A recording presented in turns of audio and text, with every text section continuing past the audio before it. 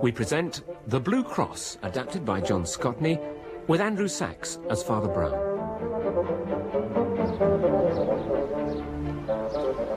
Harwich and Parkson Docks and Harbour Board Key number 5. No admittance except on authorised business. Well, that's us, sir. This can't be the one. There's no one about. No, there wouldn't be, not in this rain. No, I mean a big passenger ferry. There'd be customs, porters, people milling about. We are very late, Inspector. Thank you, Sergeant. How was I to know there were 2 flipping harbours at Harwich? Look, sir. What? There's someone. Where? There with the parcels. And the umbrella. Yeah, that is a Catholic priest, Sergeant, and therefore almost certainly a foreigner. Oh. Anyhow, he looks as lost as we are. Still, there's no harm in trying. Excusez, hey, vous, monsieur, excusez-moi. Oh, no. Mais... Pardonnez-me, monsieur. Well, that is, parliamo l'italiano. Oh, God, what's Italian? You speak English? English?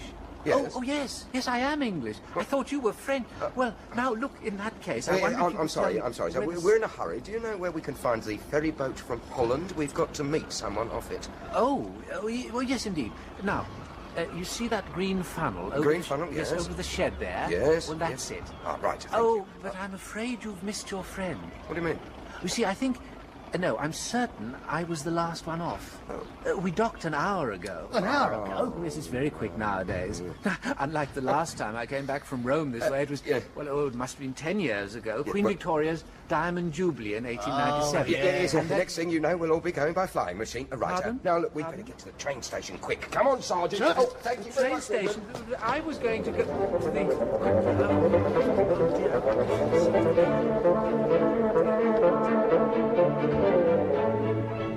Hurry up, please. Hurry along there. Is this the boat train, Porter? Yes, sir. Hurry up, though. It's going in a few minutes. Oh, right. Well, we'd better get on the train and hope our man's on it. Half a mo, Inspector. Isn't this him? Here, by the ticket barrier. He fits the description. Boater, blazer, black beard. Yes, right, you. Oh, yes. Excuse me, sir. Are you Monsieur Valentin? Monsieur Aristide Valentin? I am. Ah, I am Inspector Bagshaw of Scotland Yard.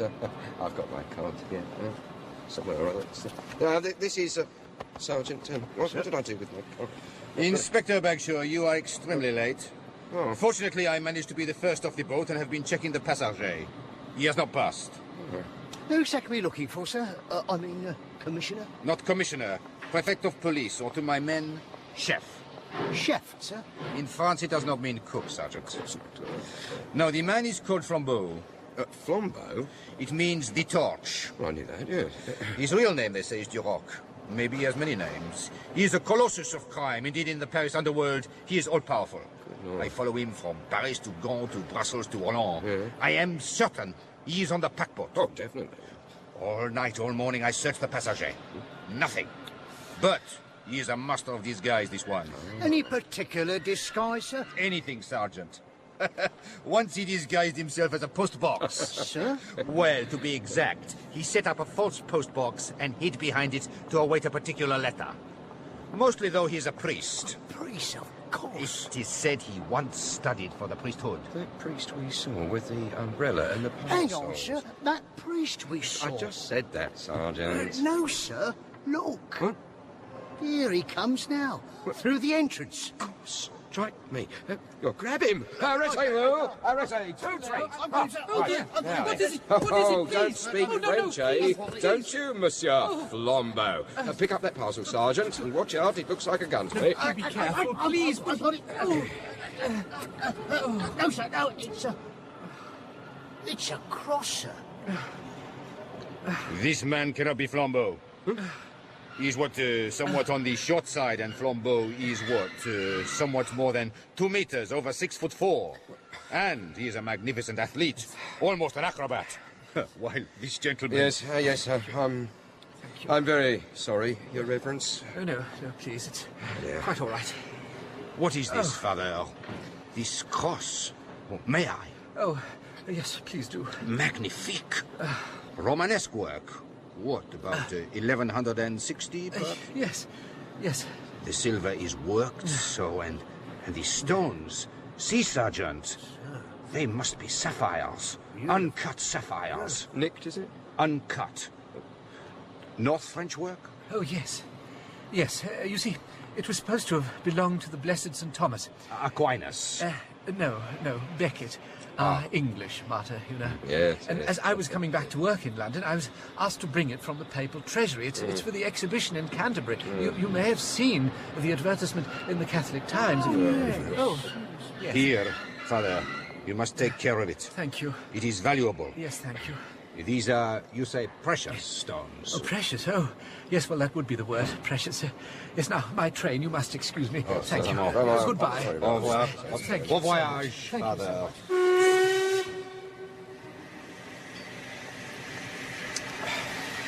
Well, that's it, I suppose. Hey, wait a minute, sir. Weren't we supposed to get that train? Was that the London train? Matt. Oh, no. Porter, when's the next London train? 1.5 hours, sir. But it's rather slow, I'm afraid. Oh, yes, it would be. Inspector, have you a car? Now, Porter, did you notice a very tall gentleman getting on the train dressed as a priest? Or a postman? Sergeant. Sorry, sir, a priest? Yes. No, that gentleman's the only priest I saw. No, the only tall man was one of the sailors. Now, he really was tall. What? But I was the first from the boat. Why did I not see him? You might have been the first passenger, sir. But any crew members who want to go to London, we always let them on the train early. Keeps them out of the bars, you see. Why did I not think of the crew? Fool, I was on a ship. Yeah. So it has sailors. One minute, Porter. That train is direct to London non-stop, is it? Yes, sir. Good. Where is your telegraph office? Just at the end of the platform, sir. There, you can see it. Right. I'm going to telegraph the railway police at Liverpool Street to tell them to hold that tall sailor.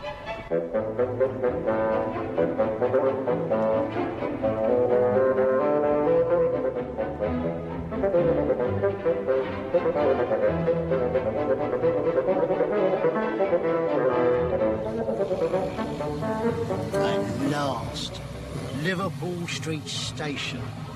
He was right about it being slow, that porter. It is very flat, your East Anglia.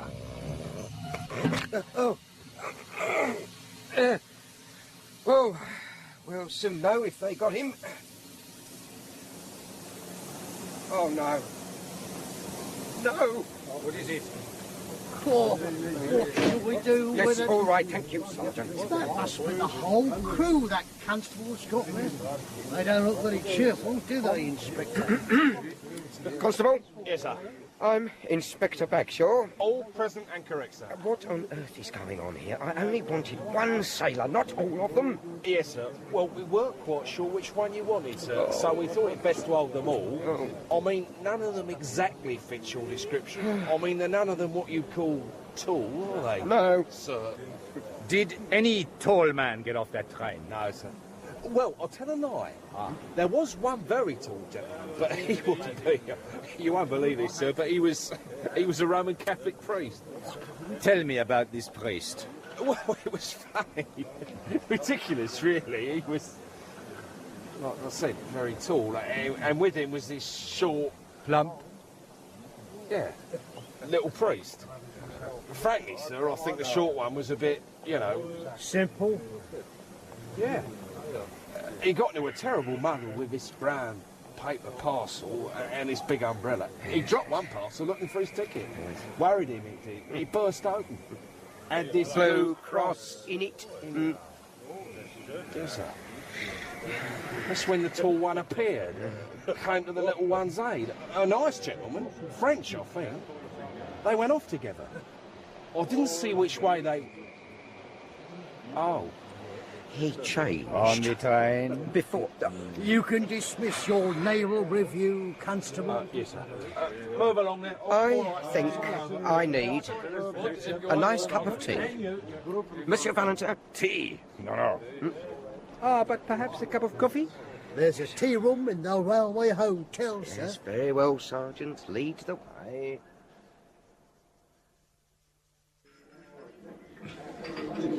One black coffee and one large pot of tea. Yes, thank you. Oh, this is terrible, terrible, absolutely terrible. Are you all right, sir? Oh, don't worry, Sergeant. They're very emotional, the Latins. I'll handle this.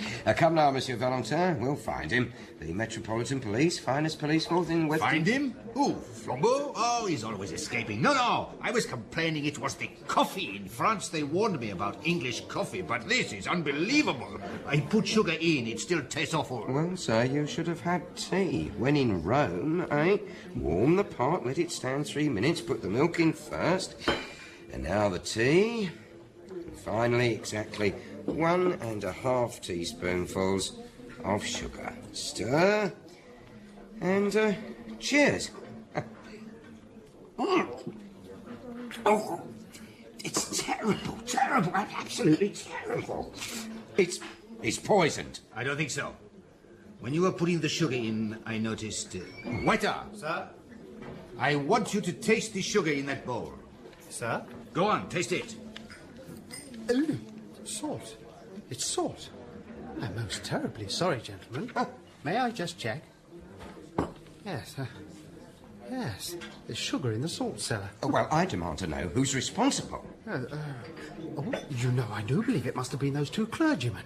The ones that threw soup at the wall. Threw soup at the wall? Yes, sir. You can see the mark over there. They came in earlier and had coffee. Both very quiet, respectable people. One paid the bill, and the other one dragged behind, and suddenly he threw some soup from a half-empty cup against the wall. And the funny thing was, one was very tall, and the other was very short and plumpish, and he carried a big umbrella and some brown paper parcels. Yes, sir, exactly. Do you know them? And it was the tall one who threw the soup. No, sir, the short one. I went after them. They were too far off, though. I could just see them in the distance going round the corner into Carstairs Street. Carstairs Street? Out the front, right and then left. I know this. Yes, Sergeant. Keep the change. Thank you very much, sir.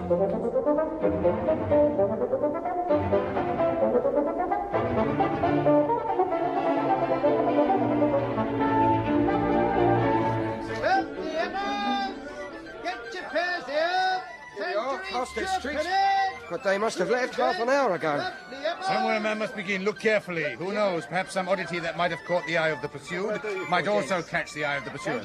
Speaking of oddities, sir, look at this greengrocer's store. Lovely apples. See, best tangerine oranges, 2 a penny. Finest Brazils, 4p a pound. Yes, they are expensive, Sergeant, but I confess I don't see the relevance. But, sir, the price tickets for the oranges has been put on the nuts, and the one for the nuts substituted for the ticket for the oranges. And where have we met this highly subtle form of humour before? Excuse me, my good man.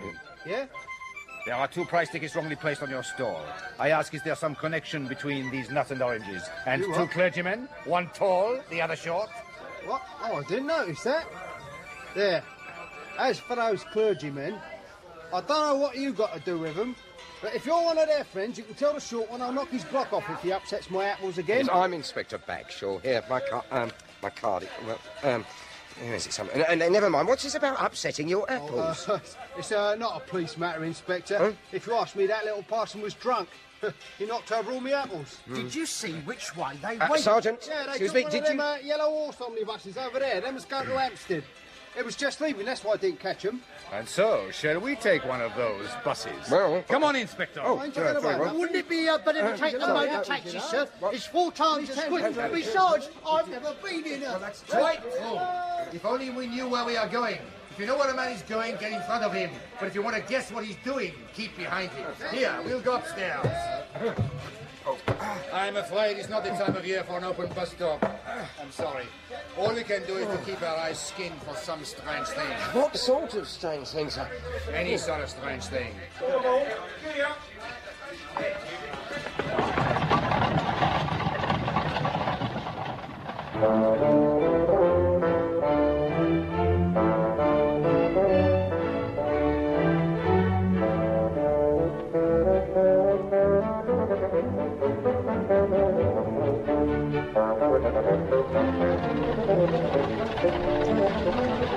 Wake up, Inspector.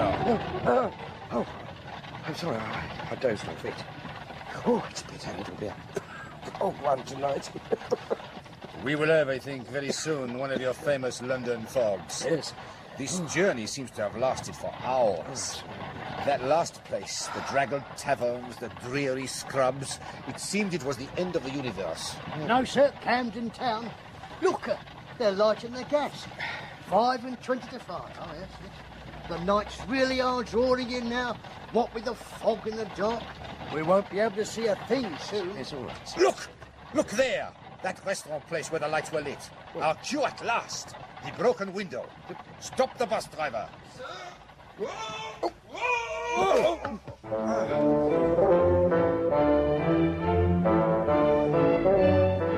Si, senor, si. It was the padre. He broke my window. The short one. Si. He and his friends, they had tea here. After they're leaving, I find the big one pay 6-7 times too much. I call after the other priest, he come back, I pick up the bill to show him, and madre mia, I could have sworn I put 1 shilling and 6pence on the bill, but there was 11 shillings and 6pence. Now the small priest, he say, I am sorry to confuse your accounts, but the extra 10 shillings will pay for the window. What window, I say? The one I am going to break, he say, and he push his umbrella through the glass. He marched out to join his friends, and they go so quick up to Bullock Street. I went on, but it did not seem worthwhile to follow. And the other one, he was a priest, but he was a very big man. Thank you, Signor Gabrielli. Bullock Street.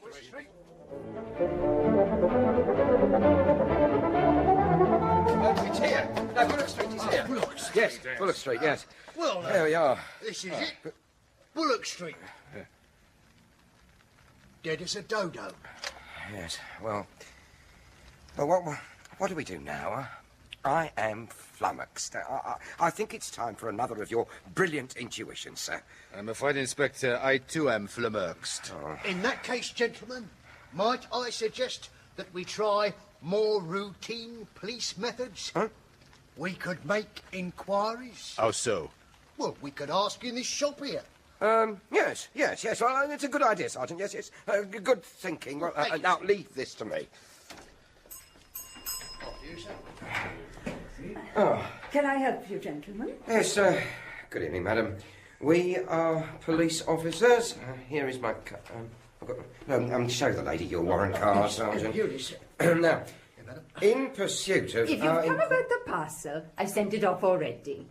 Parcel? I mean the parcel the gentleman left. The clergyman. 2 clergymen? Yes, sir. These 2 clergymen, they came in about 20 minutes ago. Yes, and then what, yes? They bought some peppermints. Bought some...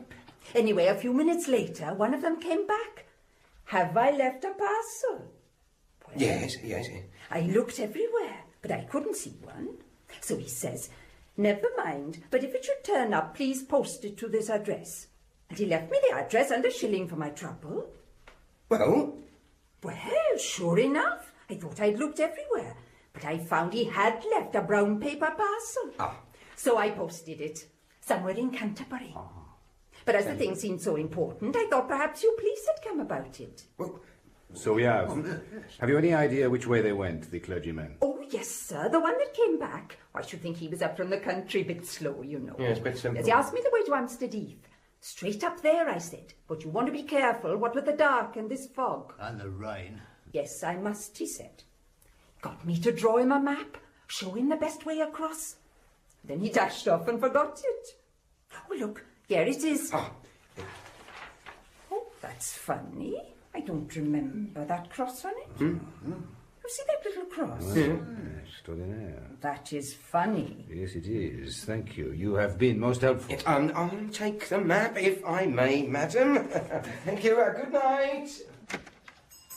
Oh, it's a tall order, isn't it? Hampstead Heath on a night like this. Oh, look at the fog now. What a piece super. Well, what do you think, sir? It's obvious Flambeau sees the sapphire cross when the priest drops it. What an opportunity. He is disguised as a priest. Quite naturally, he falls into conversation with his brother priest. Flambeau does not know London, but he knows Hampstead Heath is one of the very few empty places in this crowded city. A place where he can get the priest on his own and commit the robbery without attracting attention. Precisely. That's good point, sir. He lures the priest here. A man like Flambeau could lead that gullible, innocent little simpleton by the nose to the North Pole if he wanted to. Yes, that's all very well, but I still don't understand.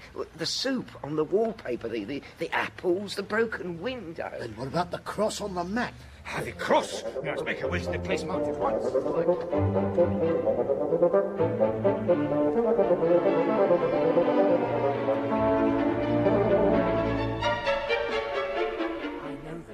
Charge the church with lowering reason, but it's just the other way. I'm afraid There they are. There, on the bench. You can just make them out through the fog. Exactly the spot marked on the map. Exactly. Yes. We'll creep up on them. Yes. These modern infidels appeal to reason.